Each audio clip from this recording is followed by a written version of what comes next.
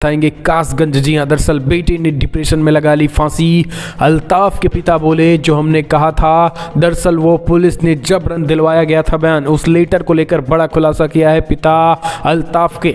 दूसरी बड़ी अपडेट निकल के आ रही है, कासगंज थाने में अल्ताफ की मौत के बीच यूपी में सियासत गर्म। प्रियंका गांधी कासगंज जाने की कर रही तैयारी, कल जा सकते हैं कासगंज। तीसरी बड़ी अपडेट निकल के आ रही है, समाजवादी पार्टी ने अल्ताफ को लेकर किया बड़ा ऐलान, 5 लाख की आर्थिक मदद, और ओवैसी ने भी किए बड़े ऐलान। चौथी बड़ी अपडेट में आपको बताएंगे, योगी की बात पर बोले राकेश टिकैत, 22 तारीख को आ रहा हूं, करो स्वागत की तैयारी बाबा योगी, हम करेंगे विदाई की तैयारी। चौथी बड़ी अपडेट में डॉक्टर कफील खान को योगी सरकार ने किया बर्खास्त। बीआरडी हॉस्पिटल में बच्चों की मौत को लेकर यह कार्रवाई की गई है, इसके बारे में आपको बताएंगे।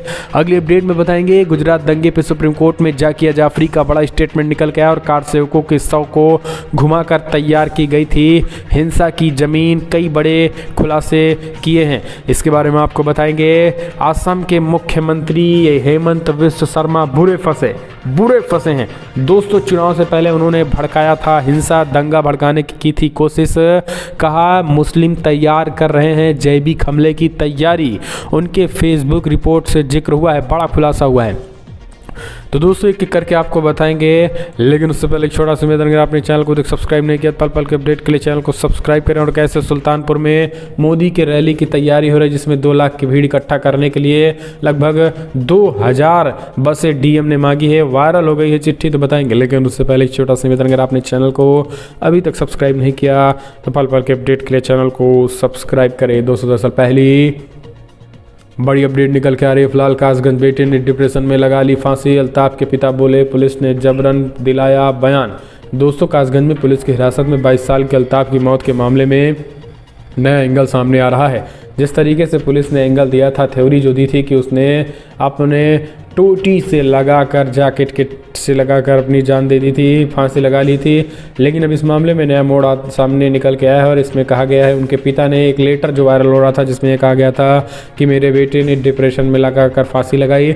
अब उनके पिता इस चीज़ से पलटी मारते नजर आ रहे हैं। उनके पिता ने खास करके बड़ा खुलासा कर दिया, और जिस तरीके से पुलिस ने ज़बरदस्ती उनसे ये बयान दिलवाया था उसका भी उन्होंने खुलासा किया, और कहा है कि पूरी तरीके से उन्होंने मेरे बेटे के मरने के बाद मुझसे इस चीज़ को लेकर खुलासा किए हुए हैं। इस उन्होंने कहा कि मुझसे ज़बरदस्ती ये चीज़ें बुलवाई गई हैं। आपको बता दें, दरअसल अल्ताफ की मौत के बाद उनके पिता चांद मियाँ का बयान सामने आया है। उन्होंने कहा कि मेरे बेटे ने डिप्रेशन में आकर फांसी लगा ली, और उनको पुलिस वाले CAC इलाज कराने के लिए ले गए थे। इलाज के दौरान उनकी मौत हुई है। ये सारी चीज़ जो हमने कही वो लिखवाया गया था पुलिस द्वारा। और उन्होंने कहा कि मेरा बेटा पूरी तरीके से निर्दोष था, उसको जानबूझकर मार दिया गया और पुलिस प्रशासन ने ही मारा हुआ है। अब उनके पिता की तस्वीरें वायरल हो रहे हैं। इस बीच कई 7 सवाल ऐसे खड़े हो रहे हैं कि आखिर इसमें मौत कैसे हुई। दरअसल पुलिस की थ्योरी पर यकीन इसलिए कर पाना मुश्किल हो रहा है क्योंकि 5 फुट 6 इंच का आदमी 2.5 फीट के नल से कैसे लटक सकता है। दूसरा, अगर वो लटका भी होगा तो क्या उसे छटपटाहट नहीं होगी। तीसरा, अगर छटपटाहट हुई होगी तो क्या नल ने उनका भार सह लिया होगा। चौथा, ऐसा माना जा रहा है कि फंदे से लटके शव का पैर अगर ज़मीन से ऊपर नहीं होगा तो उसकी जान नहीं जा सकती है। पैर ज़मीन पर रखकर कोई कैसे मर सकता है। पांचवा, अल्ताफ की लंबाई तो नल से 2 गुने से भी ज़्यादा थी, तो उसने ज़मीन पर लोट कर आत्महत्या की। छठा, उसने जैकेट की जुड़ी टोपी में लगी रस्सी के सहारे फंदा लगा, क्या वो डोरी इतनी मजबूत थी कि वो उनका भार सह नहीं कर पाई। सातवां ये कि हवालात और शौचालय में कुछ कदमों की दूरी है, तो क्या उनकी आवाज़ बाहर नहीं आई होगी। तो ये सारे सवाल जो हैं वो योगी सरकार और योगी की पुलिस पर खड़े हो रहे हैं। हालांकि आपको बता दें, इनमें 5 पुलिसकर्मियों को सस्पेंड कर दिया गया है। लेकिन सबसे बड़ा सवाल कि आखिर कस्टोडियल डेथ कब रुकेगी। यूपी में पुलिस आखिर कब भक्षक बन चुके हैं जिनकी जिम्मेदारी है कि वो इस चीज़ को पूरी तरीके से रोकें।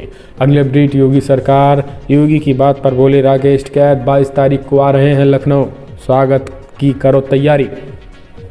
दोस्तों 3 कृषि कानूनों को लेकर करीब 1 साल से आंदोलन कर रहे किसान आंदोलन ने अब लखनऊ पर चढ़ाई करने का ऐलान कर दिया। भारतीय किसान यूनियन के नेता राकेश टिकैत ने कहा है कि वो 22 नवंबर को लखनऊ आ रहे हैं, सरकार उनका स्वागत करने का इंतजाम करे। इससे पहले सीएम योगी आदित्यनाथ ने कहा था कि आंदोलनकारी नेताओं को लखनऊ और दिल्ली का फर्क समझना चाहिए। दिल्ली की राजधानी और लखनऊ राज्य की राजधानी वो महसूस करना होगा। किसान यहाँ आएगा तो उनके स्वागत होगा, कानून के साथ खिलवाड़ करेगा तो उसी तरीके से भी उसका स्वागत किया जाएगा। 2 दिन पहले 9 नवंबर को राकेश टिकैत ने ट्वीट करके कहा था कि ऐतिहासिक होगी लखनऊ में आयोजित 22 नवंबर की किसान महापंचायत। संयुक्त किसान मोर्चा की महापंचायत किसान विरोधी सरकार और तीनों काले कानूनों के विरोध में ताबूत में आखिरी कील साबित होगी। अब पूर्वांचल में भी और तेज होगा अन्नदाता का आंदोलन। तो इस तरीके से उन्होंने योगी आदित्यनाथ को सीधा चैलेंज राकेश टिकैत ने दिया है। अगली अपडेट, डॉक्टर कफील खान को योगी सरकार ने किया बर्खास्त, बीआरडी हॉस्पिटल में बच्चों की मौत के मामले में एक्शन। यूपी की गोरखपुर में बाबा राघव दास मेडिकल कॉलेज में बच्चों की मौत के प्रकरण में योगी आदित्यनाथ की फिर से झुंझलाहट देखने को मिली है। उन्होंने पूरी तरीके से जो है वो बर्खास्त कर दिया है डॉक्टर कफील खान को। जी हाँ, डॉक्टर कफील खान को पूरी तरीके से उन्होंने बर्खास्त कर दिया है। ये बड़ी खबर निकल के आ रही है। दोस्तों आपको बता दें कि 4 साल पहले बीआरडी हॉस्पिटल में ऑक्सीजन की कमी से बच्चों की मौत हुई थी और इस मामले में डॉक्टर कफील खान को निलंबित कर दिया गया था। उनके खिलाफ लगे आरोपों की जांच एक कमेटी कर रही थी। अब चिकित्सा शिक्षा विभाग ने बड़ी कार्रवाई करते हुए डॉक्टर कफील खान को बर्खास्त कर दिया है। अगस्त 2017 में गोरखपुर के बीआरडी मेडिकल कॉलेज में ऑक्सीजन की कमी से 60 से ज़्यादा बच्चों की मौत हो गई थी, जिसके बाद से इस मामले में डॉक्टर कफील खान को निलंबित कर दिया गया था। इस मामले में डॉक्टर कफील खान समेत 9 लोगों पर आरोप था कि अपना निलंबन खत्म कराने को लेकर डॉक्टर कफील खान ने इंडियन मेडिकल एसोसिएशन IMA से भी मदद मांगी थी। तो अब आप समझिए इस तरीके की चीज़ें निकल के आ रही हैं। हम चलते हैं अगली खबर लेते हैं।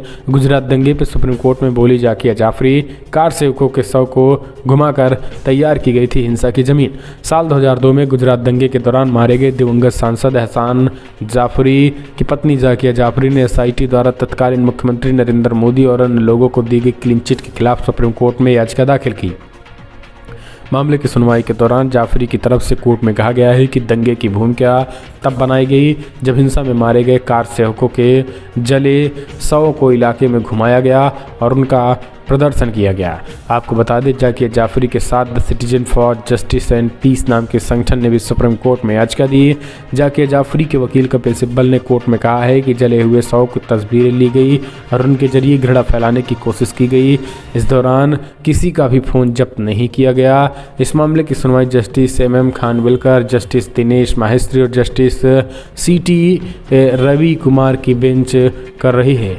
कपिल सिब्बल ने कोर्ट में संकेत दिया कि दंगे के पीछे सरकार के बड़े लोगों और पुलिस का हाथ था और उन्होंने कहा है कि ये पूरी साजिश और BHP के आचार्य गिरिराज किशोर ने रची थी। तो ये चीज़ें कई एक खुलासे कर दिए हैं। अगली अपडेट लेते हैं दोस्तों। असम के लोगों पर जैविक हमले की तैयारी कर रहे मुस्लिम चुनाव से पहले यह अफवाह फैलाने में शामिल थे हेमंत विश्व शर्मा। फेसबुक की रिपोर्ट में बड़ा खुलासा हुआ है। पिछले 2 वर्षों में फेसबुक की कई आंतरिक रिपोर्ट में सामने आया है कि 2019 के लोकसभा चुनाव अभियान के दौरान अल्पसंख्यक विरोधी और मुस्लिम विरोधी बयानबाजियों से जुड़े पोस्ट पर रेड फ्लैग में वृद्धि देखी गई है। आपको बता दें फेसबुक पर किसी नफरत फैलाने वाली पोस्ट को रेड फ्लैग दिया जाता है। इसी तरीके से चिन्हित किए जाने का मतलब होता है कि उसने खतरे की संभावना है।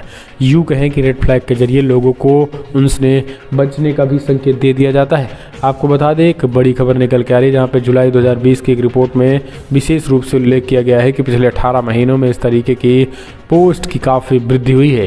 ये चलन पश्चिम बंगाल सहित आने वाले कई विधानसभा चुनाव में दिखा। ये reports United state securities and exchange commission SEC को बताए गए दस्तावेजों का हिस्सा है।